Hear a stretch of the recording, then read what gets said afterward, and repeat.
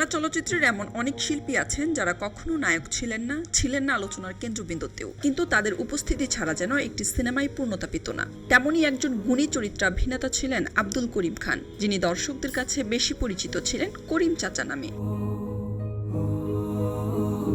স্বাভাবিক ও প্রাণবন্ত অভিনয়ের জন্য করিম চাচা ছিলেন বাংলা চলচ্চিত্রের অত্যন্ত পরিচিত একটি মুখ। পর্দায় তিনি কখনো মসজিদের মুয়াজ্জিন, কখনো গ্রামের মাতব্বর, কখনো সৎ সরল রিকশাচালক, আবার কখনো অসহায় ভিক্ষুকের চরিত্রে অভিনয় করেছেন। যে চরিত্রেই তিনি হাজির হয়েছেন সেখানে রেখে গেছেন নিজের স্বতন্ত্র অভিনয়ের ছাপ। তার উল্লেখযোগ্য কাজের মধ্যে রয়েছে তারেক মাসুদ পরিচালিত আন্তর্জাতিকভাবে প্রশংসিত চলচ্চিত্র মাটির ময়না। এছাড়াও অসংখ্য বাংলা চলচ্চিত্রে অভিনয় করে তিনি নিজেকে প্রতিষ্ঠিত করেছেন একজন নির্ভরযোগ্য ও জনপ্রিয় চরিত্রাভিনেতা হিসেবে।